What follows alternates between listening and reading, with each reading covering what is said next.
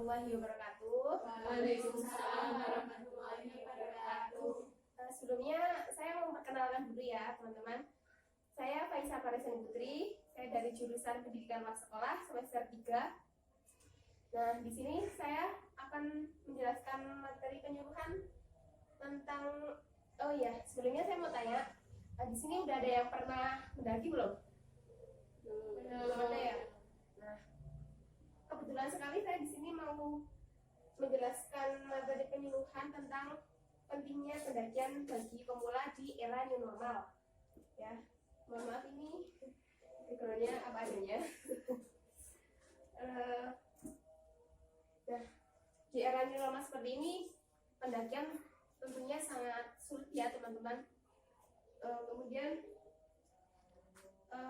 dari pendaki, kan kalian sebelumnya belum pernah mendaki ya,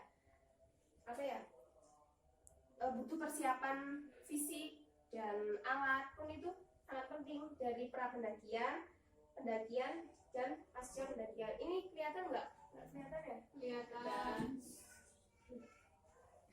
Nah, dari pra pendakian itu sebelum pendakian, yang kedua ada tahap pendakian saat pendakian, dan yang ketiga pasca pendakian, yaitu setelah pendakian.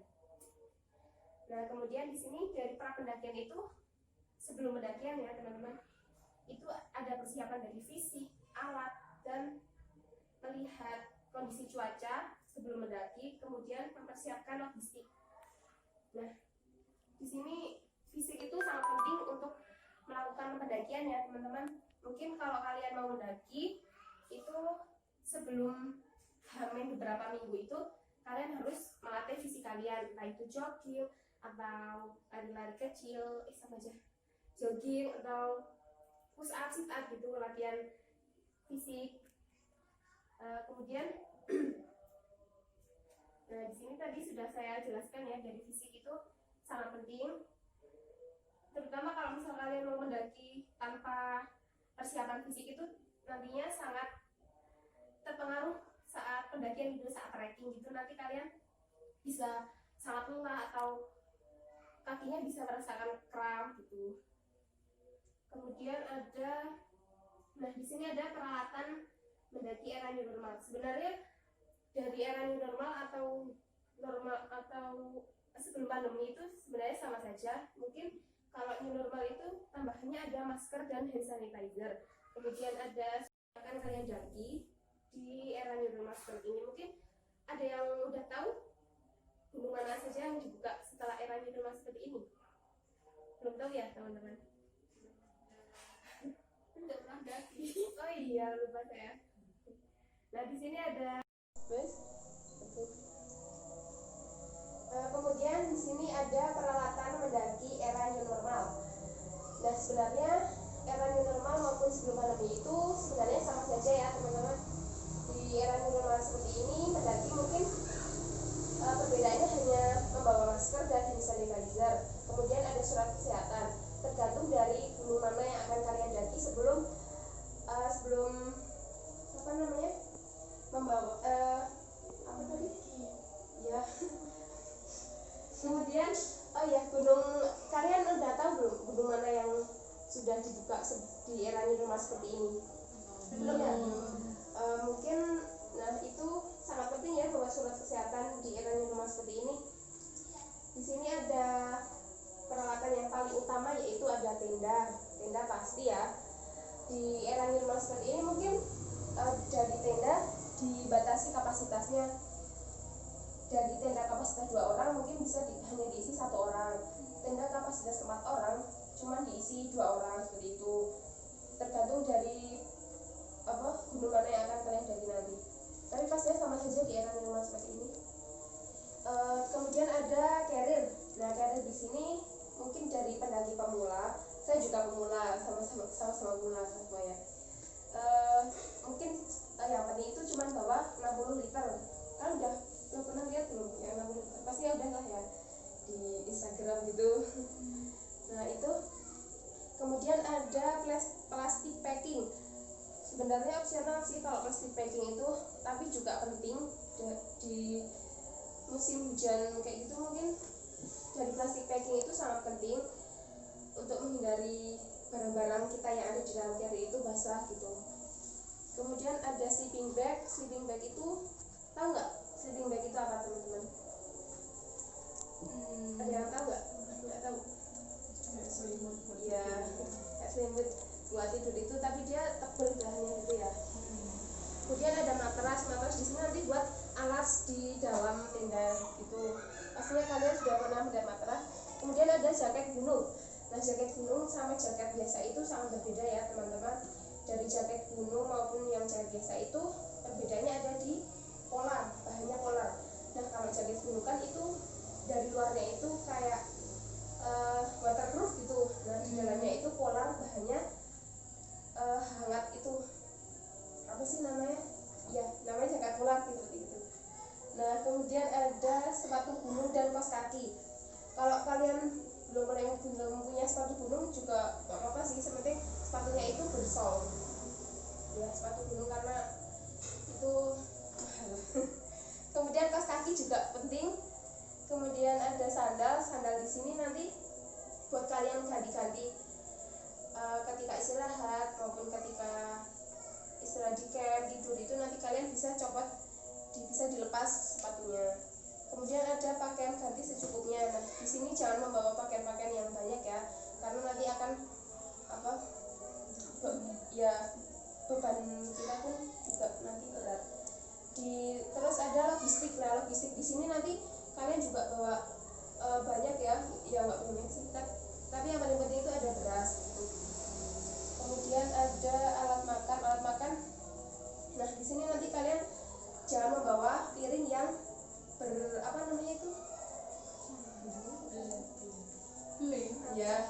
kaca itu. Nah, di sini nanti kalian membawa piring plastik biar beban kalian juga ringan. Kemudian ada sarung tangan, jam tangan water resist itu yang waterproof, tahan air. Kemudian ada masker. Nah, itu masker di sini di era new normal juga masker sangat penting. Kemudian nanti kalau misalnya kita pas turun trekking ataupun naik, memakai masker itu kan juga menutupi dari debu-debu ya. Kemudian ada hand sanitizer, jas hujan. Kemudian ada alat masak, nesting, kompor portable. Kemudian ada pisau atau golok. Nah, kemudian ada kompas, P3K dan senter. Senternya juga nanti kalian bawa cadangan membawa baterai. Soalnya nanti kan kita juga nggak tahu kan di alam bebas tiba-tiba nanti mati. Terus kan di sana juga nggak ada listrik ya pastinya. Kemudian ada tisu gulung. Nah, tisu gulung ini mungkin di beberapa gunung juga tidak diperbolehkan membawa tisu basah. Dan di sini saya mencantumkan tisu gulung yang mungkin diperbolehkan di beberapa gunung. Kemudian ada kantong plastik. Nah, ini buat pada pakaian ganti kalian yang biar nggak basah gitu ya teman-teman. Kemudian ada logistik. Nah, ini yang sudah saya jelaskan tadi.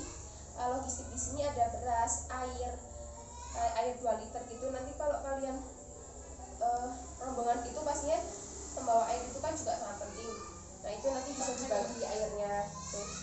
Kemudian ada roti, buah, camilan, sarden, mie instan, sop-sopan dan tempe. Nah, itu kalau kalian rombongan pun juga nanti membawanya bisa dibagi dan biar ringan gitu ya teman-teman.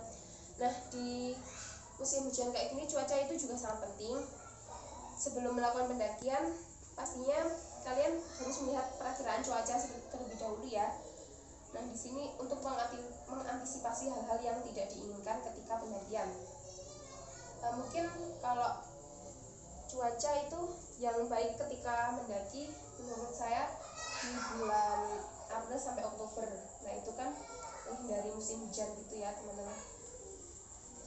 Nah, ini pendakian era new normal, langkah-langkahnya juga tadi sebelum mendaki kalian harus melihat cuaca, mempersiapkan alat, mempersiapkan fisik terutama, kemudian membawa surat kesehatan seperti itu.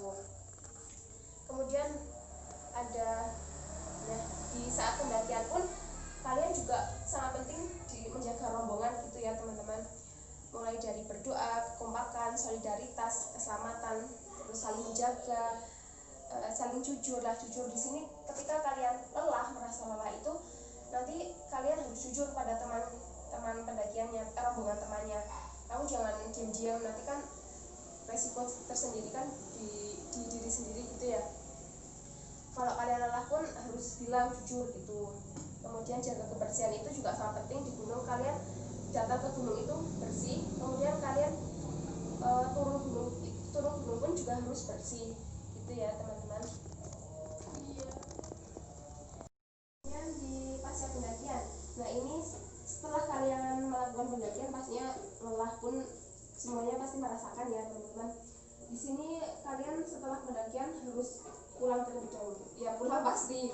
Nah itu nanti kalian juga harus merapikan alat-alat, membersihkan, bersih diri, langsung turun gunung pun langsung kalian langsung mandi gitu ya.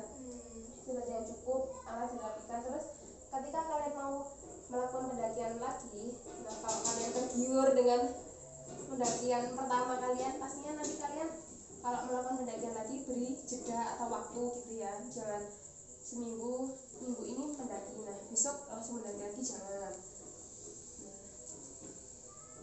Nah ini mungkin dari beberapa gunung pemula yang biasa didaki oleh pemula, yaitu Gunung Andong dengan ketinggian 1726. Nah, ada Gunung Perahu, itu Gunung Perahu sangat ramai ya teman-teman. Kemudian ada Gunung Telomoyo. Gunung Telomoyo ini kurang lebih nggak terlalu famous dari Gunung Andong dan Perahu. Di sini yang paling famous mungkin Gunung Perahu ya. Nah, mungkin itu saja yang dapat saya sampaikan. Kurang lebih ya mohon maaf. Mungkin ada beberapa pertanyaan dari teman-teman yang belum paham yang sudah saya jelaskan tadi. Maaf ya karena saya kecepatan yang ngomong gitu ya. Mungkin ada yang mau bertanya? Saya mau tanya. Oh ya. Itu kalau tadi kan Sebentar. Mbaknya namanya siapa ya? nama saya Rahmawati. Oh ya. Oke, Eli. Iya, saya mau tanya tadi kan ada disebutkan tisu gulung kan yang boleh dibawa. Itu kegunaan tisu gulung itu di pendakian itu apa? Oke. Langsung dijawab saja ya. Iya. Di sini tisu gulung itu sangat penting di saat kalian melakukan pendakian. Nah, di beberapa gunung itu kan tidak ada yang membolehkan membawa tisu basah. Tisu gulung. Kenapa? Dan penggantinya itu tisu gulung. Nah, itu kan nanti sulit terurai di tanah. Gitu. Nah, kemudian tisu gulung itu nanti kalian kalau habis makan itu kan pastinya kan kotor ya. Nah, itu bisa buat alat makan kalian. Kemudian ketika kalian nanti merasakan BAB, maaf ya, di gunung itu kan, nah itu nanti bisa buat mengelap gitu.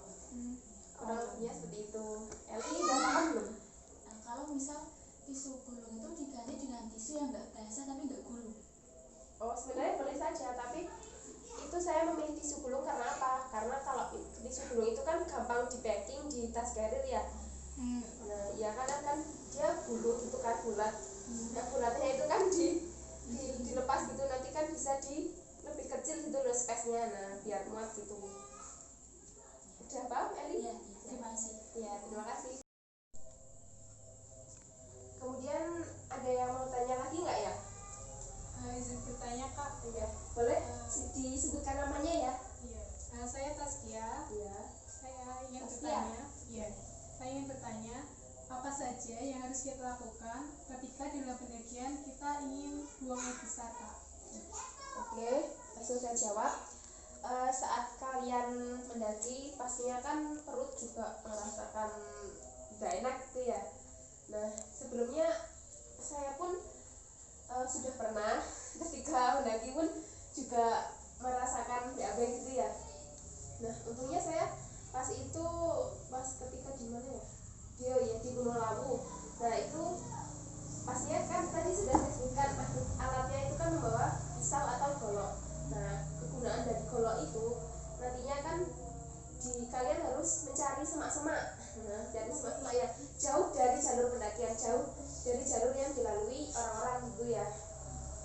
Kalian bisa mengajak teman 1 atau 2 orang buat jaga atau buat menemani kalian pas BAB gitu ya, maaf. Kemudian nanti bawa golok kayak itu loh, kalian tahu kucing apa ya gitulah ya. Goloknya itu nanti kita buat lubang di tanah itu. Nah, kemudian kita di situ, kemudian jangan lupa nanti dikubur lagi, ditutupi daun atau barang-barang gitu. Nah, daun-daun yang pakai gitulah. pastinya nanti jauh dari jalur pendakian biar baunya tidak tercemar gitu ya. Kurang lebih seperti itu. Tasya sudah paham? Terima kasih Kak. Oke. Ada yang tanya lagi nggak? Satu pertanyaan lagi. Saya Kak. Oh ya, boleh sebutkan namanya Mbak? Iya, nama saya Nia. Ya.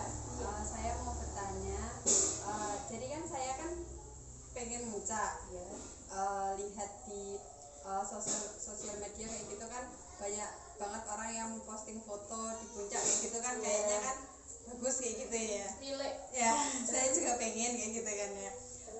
Tapi ketakutan saya adalah saya memahami kalau diri saya itu tidak kuat, dalam artian fisik saya itu lemah.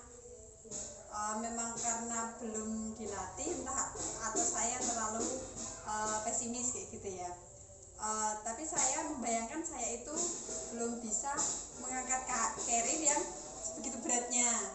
Terus jalur trekking yang terjal kayak gitu, saya kayaknya kok di bayangan udah nggak kuat duluan, nah kayak gitu. Terus saya takut juga kalau saya memberatkan teman-teman saya nantinya kayak gitu. Terus apa solusi yang bisa membuat saya itu memang berani untuk melakukan pendakian itu? Terima kasih. Oke. Terima kasih atas pertanyaannya dari Mbak Nia ya. Mungkin itu yang disebut dari pendaki pemula itu mereka yang takut untuk melakukan pendakian, mereka yang kurang fisiknya untuk melakukan pendakian, kemudian dia takut membawa beban yang sangat berat gitu ya. Kemudian tadi satu lagi apa? Takut memberatkan. Takut ngerepotin teman gitu ya. Nah, mungkin kalau solusi dari saya ya, pokoknya jangan pesimis gitulah.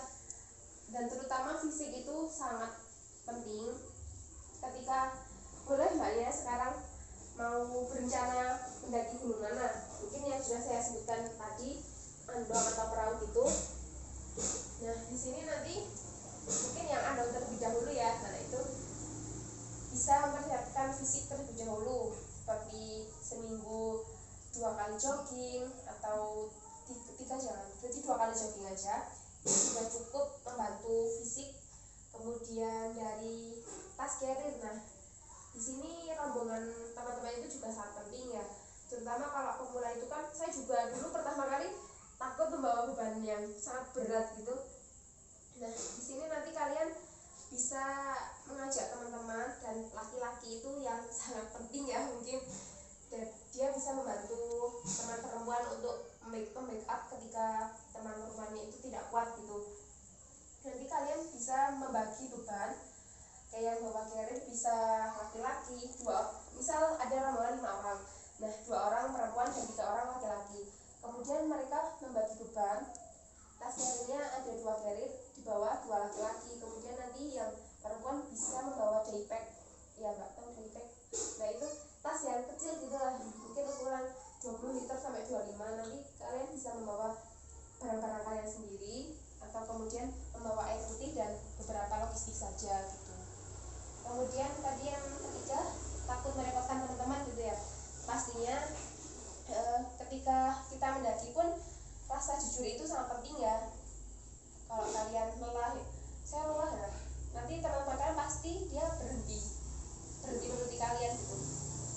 Dan jadi jangan takut untuk mengatakan merepotin gitulah. Nah di sini mungkin yang saya rasakan, teman-teman mendaki itu semuanya care ya. Dia tuh apalagi teman laki-laki itu sangat care sama perempuan gitu ketika dia melakukan pendakian. Iya memang betul. Dan di situ pun dari jangan lupa juga kalau melakukan mendaki itu kan bawa teman yang sudah berpengalaman di dunia pendakian gitu. Nah itu pun nanti bisa menjaga-jaga ketika terjadi sesuatu yang tidak diinginkan ketika di hutan gitu. Nah kemudian ya sudah tersiap tadi ya Mbak ya. 1, fisik itu terutama penting, seminggu 2 kali jogging, dan tas carry nanti dibagi bebannya sama beberapa teman. Jadi jangan seolah-olah aku mau berat, aku nanti takutnya nggak kuat gitu. itu jangan ya teman-teman. Pastinya teman-teman itu semuanya juga care itu tau gak, peduli ya. Kemudian yang ketiga tadi, jangan takut ngerepotin teman-teman, pastinya jujur itu sangat penting ya. Mungkin cukup itu saja. Terima kasih atas beberapa pertanyaan dari tadi Mbak Eli, Taskia dan Mbak Nia. Terima kasih. Mungkin dapat saya simpulkan dari pendakian era new normal seperti ini, melakukan pendakian itu juga sangat terbatas. Dari membawa masker, surat kesehatan, dan hand sanitizer itu sangat penting, 3 barang itu.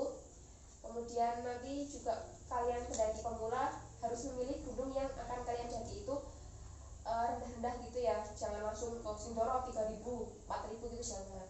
Nanti kalian fisiknya tuh nggak kuat ya, nah gitu, shock. Ya, mungkin seperti itu ya teman-teman ya, semoga kalian paham. Terima kasih sudah menghadiri penyuluhan pada malam hari ini. Dan saya pamit undur diri, kurang lebihnya mohon maaf jika ada tutur kata yang kurang berkenan di hati teman-teman. Saya tutup ya teman-teman. Wabillahi taufiq wal hidayah. Wassalamualaikum warahmatullahi wabarakatuh. Waalaikumsalam.